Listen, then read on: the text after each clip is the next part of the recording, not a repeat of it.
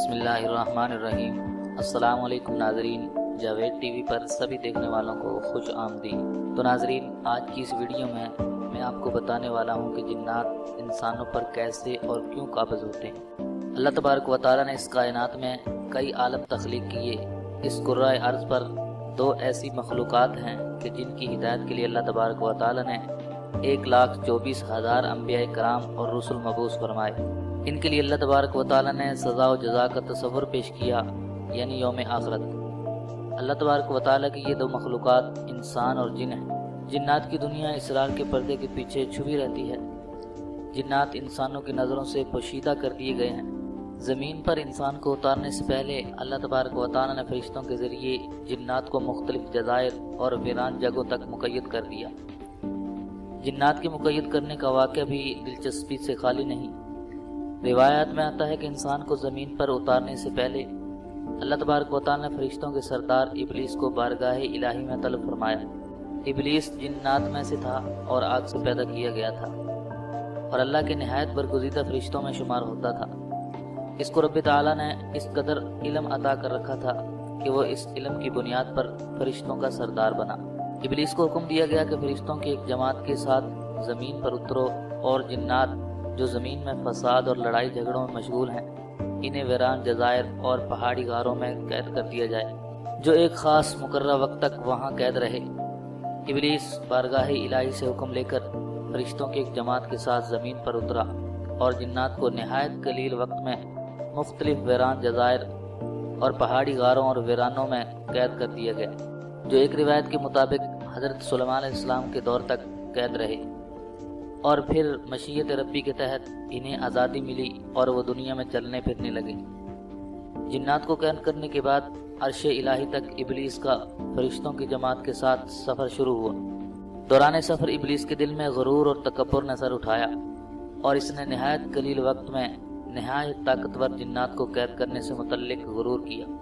اس کی خبر رب تعالیٰ کو تو ہو گئی، مگر دیگر فرشتے اس سے بے خبر رہے۔ روایات میں آتا ہے کہ یہ پہلا موقع تھا جب ابلیس نے غرور کیا، جبکہ اللہ تبارک و تعالیٰ نے اس کے غرور کو تشت ازبام کرنے کے لیے آدم کے سامنے سجدہ کرنے کا حکم دیا تو ابلیس نے انکار کر دیا، کیونکہ جنات کو قید کرنے کے بعد اس کے دل میں غرور اور تکبر آ چکا تھا کہ میں آگ سے بنا ہوں اور یہ مٹی کی پیداوار، میرا اور اس کا کیا جوڑ کہ میں اس مٹی کے پتلے کو سجدہ کروں۔ اللہ تبارک و تعالیٰ کے حکم سے انکار کرنے پر ابلیس کو راندہ درگاہ کرتے ہوئے شیطان ٹھہرا دیا گیا۔ حضرت سلیمان علیہ السلام کے دور میں مشیت ایزدی اور مقررہ وقت پورا ہو چکا تھا، جس کے بعد جنات قید سے نکل کر دوبارہ زمین پر فساد برپا کرنے لگے۔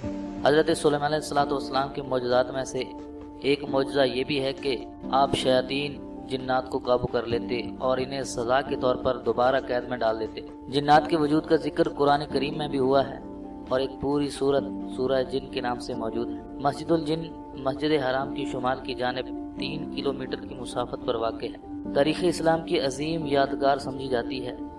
کتب تاریخ میں اس کی شہرت کے اور بھی کئی واقعات ملتے ہیں، تاہم اس کی سب سے بڑی وجہ شہرت یہاں پر نبی کریم صلی اللہ علیہ وسلم کے ہاتھ پر جنات کی ایک جماعت کا قبول اسلام کا واقعہ ہے۔ مسجد حرام کی شمال میں 3000 میٹر کے فاصلے پر جہاں آج مسجد الجن موجود ہے، جنات کی ایک جماعت نے حضور کریم صلی اللہ علیہ وسلم کے ہاتھ پر اسلام قبول کیا، آپ سے قرآن پاک سنا۔ اس موقع پر آپ صلی اللہ علیہ وآلہ وسلم نے جنات کے سوالوں کے جوابات دیے۔ مستند تاریخی مصادر اور کتب سے معلوم ہوتا ہے کہ ایک بار آپ جلیل القدر صحابی عبداللہ بن مسعود کو ہمراہ لیے رات کے وقت اس جگہ پہنچے۔ آپ نے عبداللہ بن مسعود کو ایک خاص مقام سے آگے بڑھنے سے منع فرمایا تاکہ کہیں جنات انہیں نقصان نہ پہنچا دے۔ پھر آپ کی ملاقات جنات کے ایک گروپ سے ہوئی جنہوں نے اسلام قبول کیا اور آپ سے اسلامی تعلیمات حاصل کرنے کے بعد واپس چلے گئے۔ قرآن پاک کی سورہ جن وہیں اور اسی واقعے کے تناظر میں نازل ہوئی۔ بعد ازاں اسی مناسبت سے وہاں ایک وسیع و عریض مسجد تعمیر کی گئی جسے مسجد الجن کا نام دیا گیا۔ زمانہ گزرنے کے ساتھ ساتھ مسجد کی تعمیر و مرمت کے دوران اس کے ڈیزائن بدلتے رہے، مگر اس کے قیام کا واقعہ آج تک مسلمانوں کے دلوں میں تازہ ہے۔ حرمین شریفین کی زیارت کا شرف حاصل کرنے والے مسجد الجن کی زیارت بھی کرتے ہیں اور ماہ سیام میں یہاں افطار کا خصوصی انتظام کیا جاتا ہے۔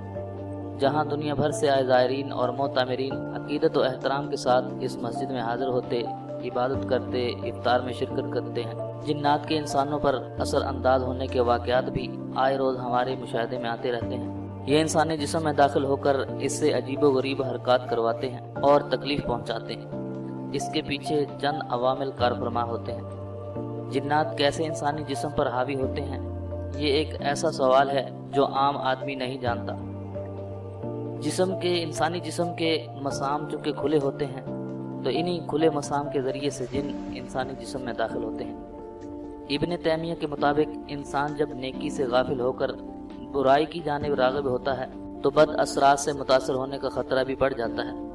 हवस परस्ती और फहाशी की हालत में भी बुराई इंसान पर गालिब आ जाती है और ऐसे में जिन्नात जिस्म में दाखिल हो सकते हैं। जिन भी कई मामलात में इंसानों की तरह होते हैं, वो पसंदीदगी और नापसंदीदगी और अच्छाई या बुराई जैसे जज्बात भी रखते हैं। ये ऐन मुमकिन है कि वो महज आपके चेहरे को नापसंद करते हों और आपके जिस्म पर कब्जा कर लें।